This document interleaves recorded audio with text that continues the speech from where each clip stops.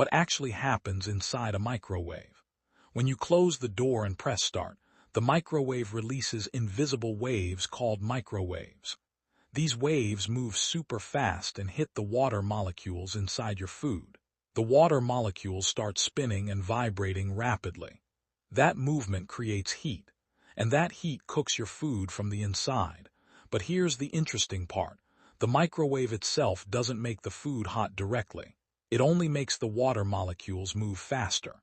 That's why dry foods heat slowly, while foods with more water heat much faster. So the next time you use a microwave, remember, your food is basically being cooked by vibrating water molecules.